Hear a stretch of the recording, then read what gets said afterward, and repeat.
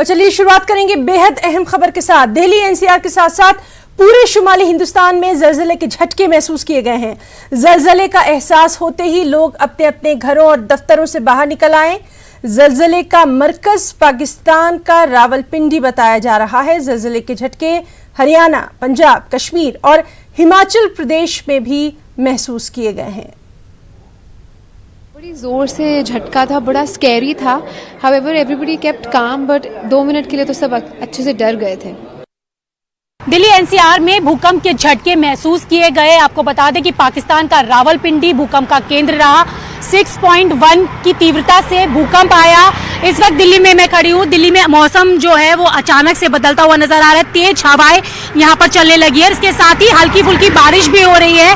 तो कह सकते हैं कि जिस तरीके से भूकंप के झटके दिल्ली वासियों को महसूस करने के लिए मिले, इसके साथ ही मौसम ने भी अचानक से करवट बदल ली है और मौसम में अचानक से ये जो बदलाव है वो देखने के लिए मिल रहा है।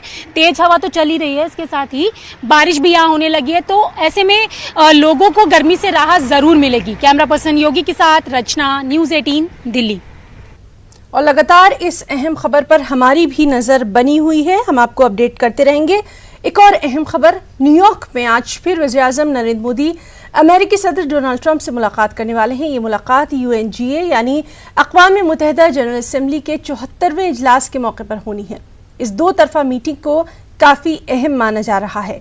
वाज़ेह है कि इससे पहले ह्यूस्टन में हाउडी मोदी प्रोग्राम में डोनाल्ड ट्रंप ने PM मोदी के साथ स्टेज साझा किया था, जिसमें दहशतगर्दी, क्लाइमेट चेंज, तवानाई और तिजारत पर इजहार ख्याल दोनों ने किया था। दूसरी तरफ वज़ीर-ए-आज़म नरेंद्र मोदी को गेट्स फाउंडेशन की जानिब से स्वच्छ भारत मुहिम के लिए ग्लोबल गोलकीपर अवार्ड से भी नवाजा जाएगा। और ये अवार्ड किसी लीडर की जानिब से मुल्क में या बैनुल-अक़वामी सतह पर आलमी मकसद के लिए मौसर काम करने के लिए दिया जाता है।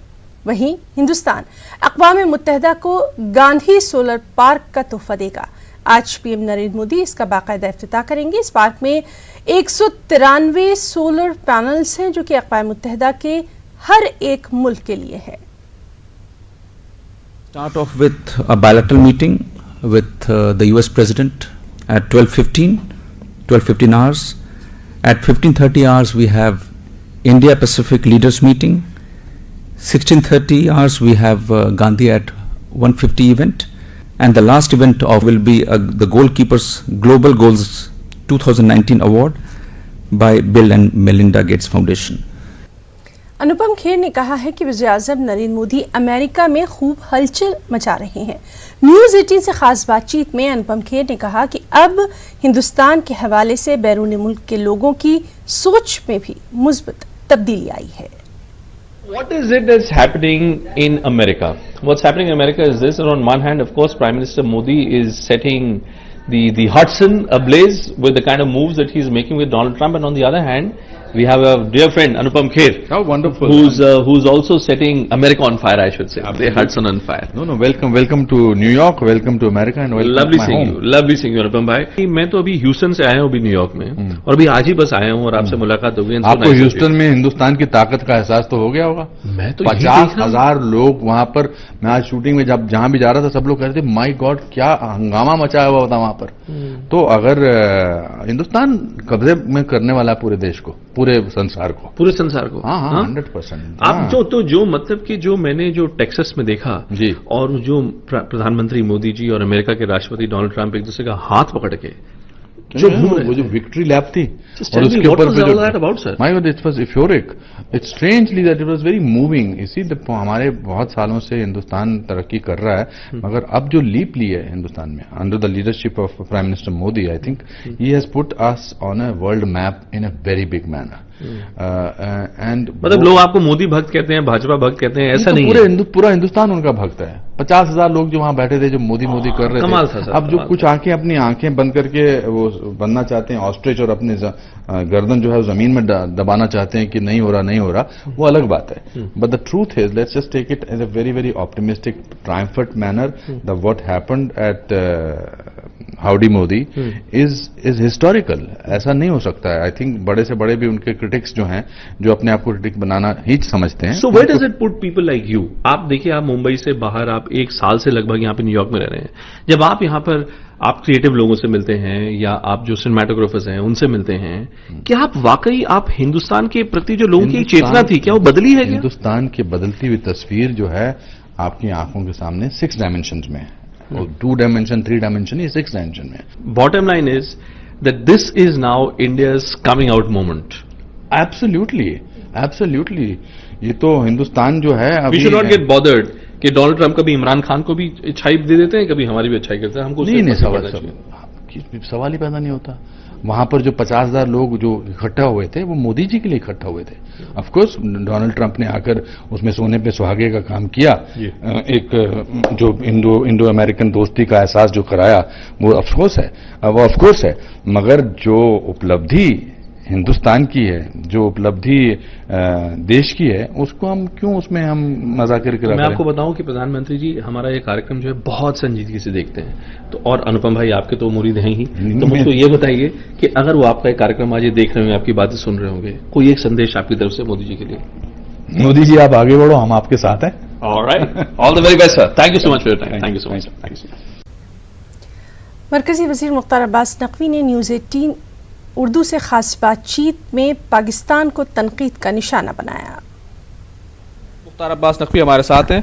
सर, देखा कि पाकिस्तान ने एक तरह से कबूल किया कि हम अलकायदा को ट्रेंड करते थे। देखिए, आतंकवाद के ढेर पे खड़े होकर के अमन का ढोंग नहीं चलता।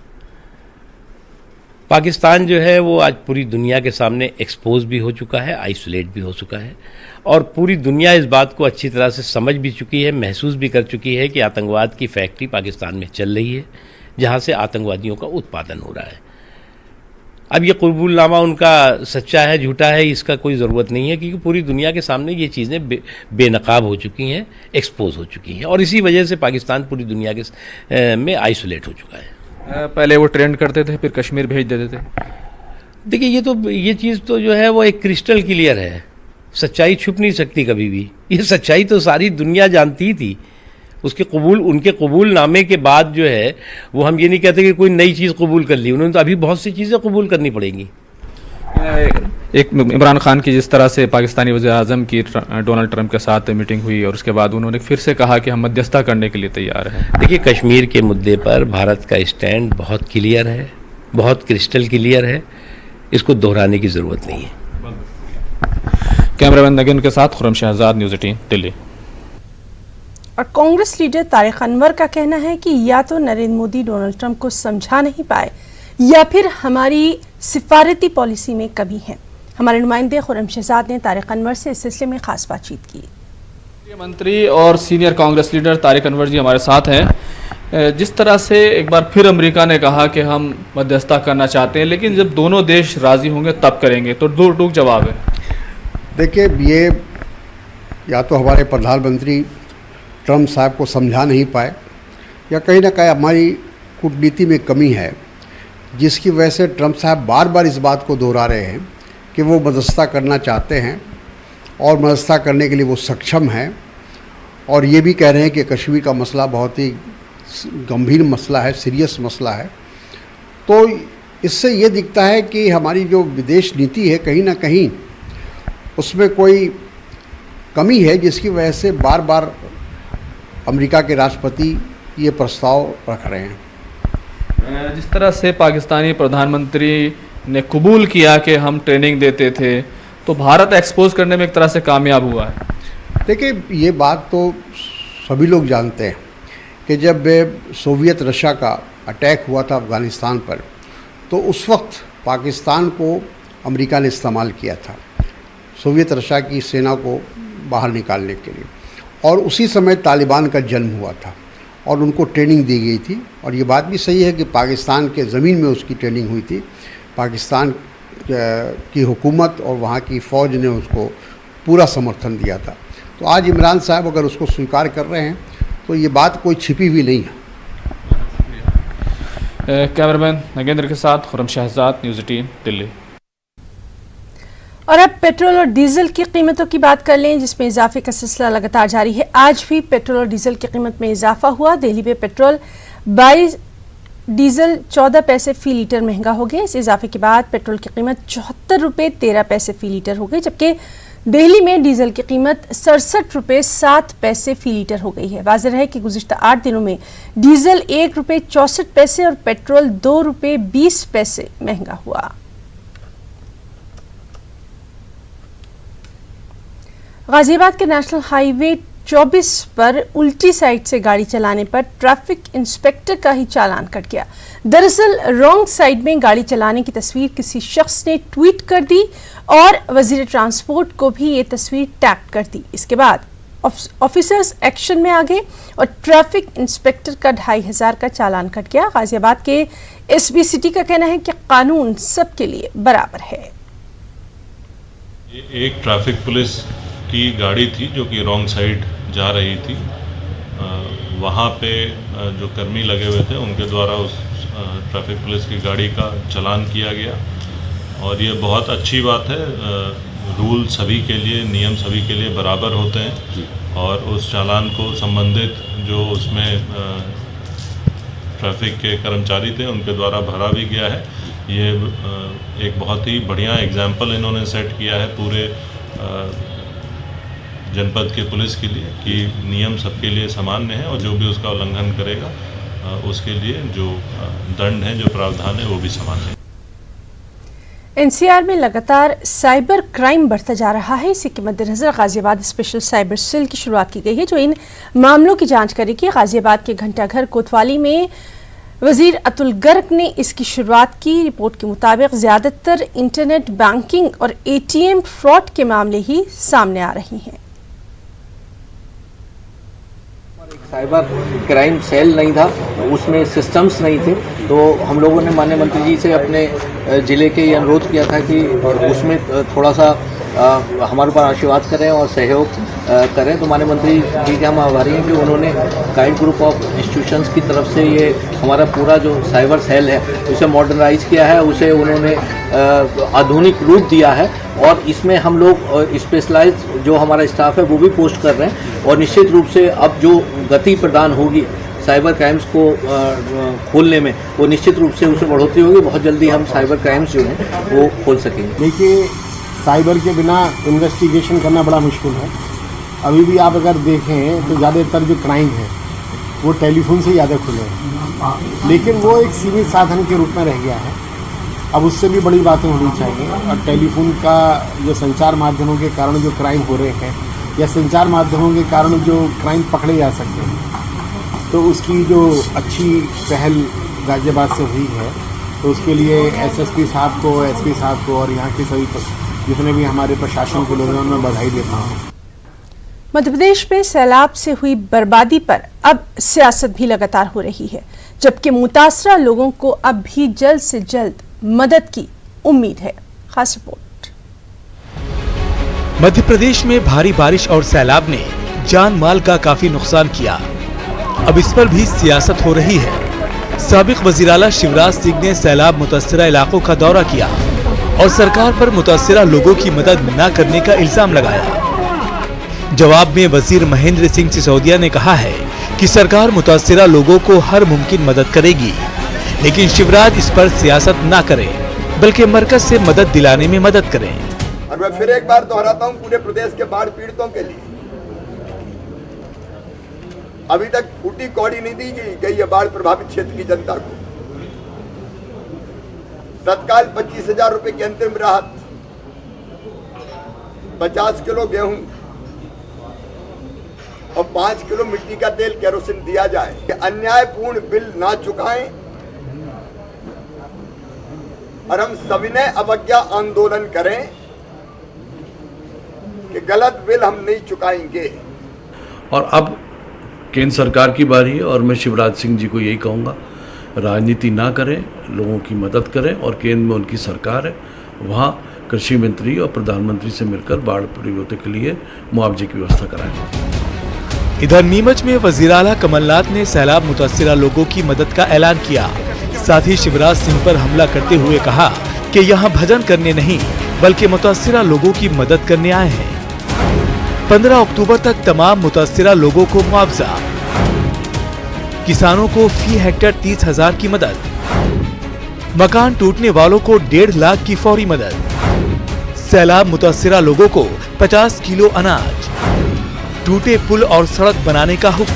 पहले सबसे चर्चा करिए और हम सबको राहत पहुंचाएंगे, उनका जो कर्ज और अस्त हो जाए, हाथ नीचे करो, इसका हम निराकरण करेंगे। मैं यहाँ गाने बजाने भजन कीर्तन के लिए नहीं आया, मैं राहत पहुँचाने आया। एक तरफ सियासत हो रही है तो दूसरी तरफ मुतासिरा लोगों को जल्द मदद की उम्मीद है। ऐसे में इस मौके पर लीडरों को सियासत से ऊपर उठकर बयानबाजी करने के बजाय हर मुमकिन मदद की कोशिश करनी चाहिए। Bureau report, news 18 Urdu. Honey trap मामले में दिग्विजय सिंह ने सीबीआई की कारकर्दगी पर सवाल उठाए हैं। दिग्विजय सिंह से खास बातचीत की हमारे नुमाइंदे ने। हनी ट्रैप मामले को लेकर दिग्विजय सिंह के बीजेपी पर बोले गए हमले के बाद से ही भाजपा हमलावर हो रही है और खुद दिग्विजय सिंह जी हमारे साथ मौजूद हैं। सर, जिस तरीके से पूरा मामला खुला है, बीजेपी तो कह रही है कि पूरे मामले की सीबीआई जांच हो जाना चाहिए, साफ हो जाएगा कि कहां गलत है, कौन गलत है।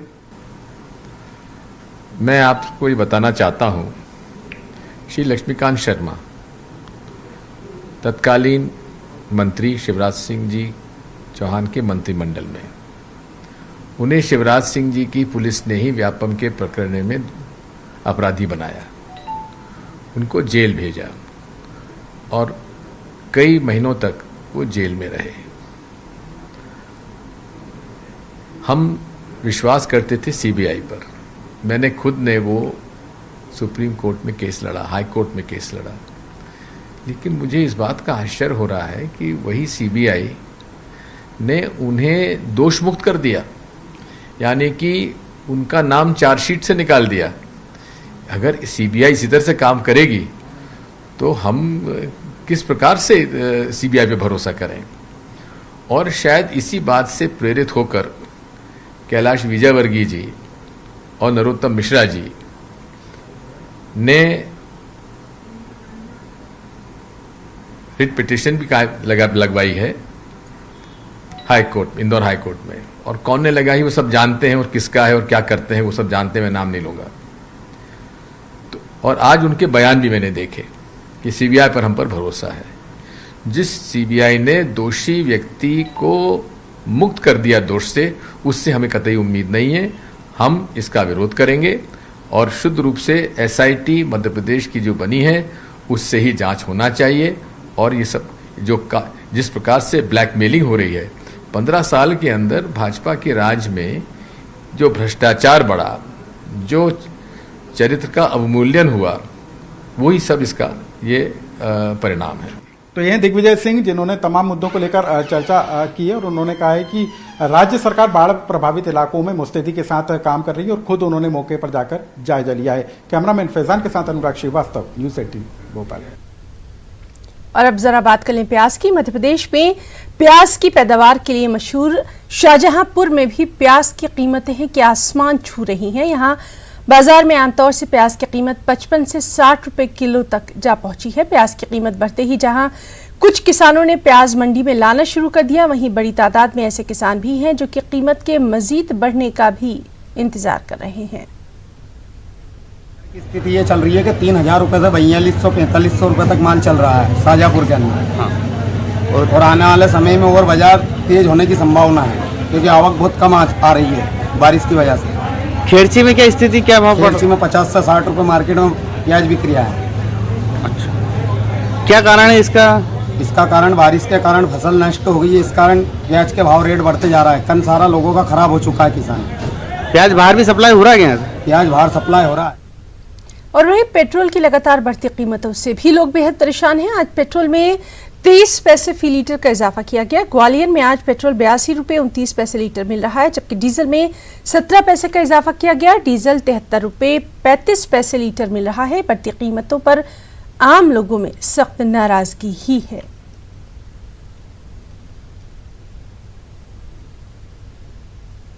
अच्छे हालात नहीं है, पेट्रोल बढ़ना तो बहुत ही परेशानी का सबब बन रहा है और आम जन तो परेशान है। और काफ़ी परेशान है। इतनी आमदनी का जरिया नहीं है जितना कि उसको गवर्नमेंट को देना पड़ रहा है। बिना टैक्स के या रेट कम करना चाहिए। हालात के सर परेशानी होती है। मोदी सरकार आई अब से रेट बढ़ते जा रहे हैं, कभी कम तो हुई ही नहीं है। हमें ज़्यादा दिक्कत होती है, कोई फ्यूल कंपनी देती नहीं हमको इतना, इस चक्कर में दिक्कत तो होती है। हालत तो सरकार के देने पड़ेंगे अपन को, सरकार के उस पर जो सरकार करवा रही है जो करवा रही है, और अपन तो पब्लिक हैं, अपन तो सिर्फ बोल ही सकते हैं इस बारे में, करना तो उनका काम है। बजट गड़बड़ाता है आप लोग? बजट बिल्कुल गड़बड़ाएगा, क्यों नहीं गड़बड़ाएगा। सैलरी है 4000, उसमें अपन को पेट्रोल भी देखना है, घर भी देखना है, सब देखना पड़ता है। हनी ट्रैप के तार छत्तीसगढ़ से भी जुड़ते नजर आ रहे हैं। इस मामले पर साबिक उजाला अजीत जोगी का भी बयान सामने आया। अजीत जोगी ने कहा कि अगर छत्तीसगढ़ में ऐसा कुछ है तो इसकी पूरे तरीके से सही जांच होनी चाहिए और तमाम नामों का भी इंकशाफ होना चाहिए।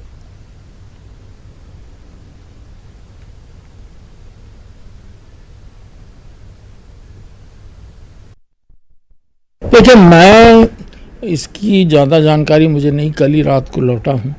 जो कुछ आप लोगों ने टीवी पर प्रदर्शित किया, आज समाचार पत्रों में लिखा गया, वही मैं जानता हूँ। और मैं ये कहना चाहूँगा कि जैसे ही जांच पूरी होती है सारे नाम उजागर किए जाने चाहिए, चाहे वे किसी पार्टी के हों, बड़े नेता हों, छोटे नेता हों, पूर्व मंत्रियों के भी नाम हैं, तो सबका खुलासा होना चाहिए। हनी ट्रैप अपने आप में कितना बड़ा अपराध है ये तो मैं नहीं कह सकता, पर ये सार्वजनिक जीवन के लोग अगर हनी ट्रैप में फंसे हैं तो एक बहुत बड़ा नैतिक अपराध है। और लोगों को जानना चाहिए कि हमारे प्रतिनिधि, हमारे जनसेवक किस तरह के कार्यों में लिप्त रहकर नैतिकता के मापदंड पर खरे नहीं उतरते। छत्तीसगढ़ में मीसा बंदियों ने पेंशन न मिलने की वजह से सत्याग्रह शुरू कर दिया है। उनका कहना है कि मुतालबा पूरा न होने पर वो अपने एहतजाज में शिद्दत भी लाएंगे। तो आप देखिए ये रिपोर्ट। मुझे इजाजत दें, आदाब। मीसा बंदियों का सत्याग्रह 25 सितंबर तक चलेगा। सत्याग्रह, पेंशन नहीं मिलने पर एहतजाज में आएगी शिद्दत। –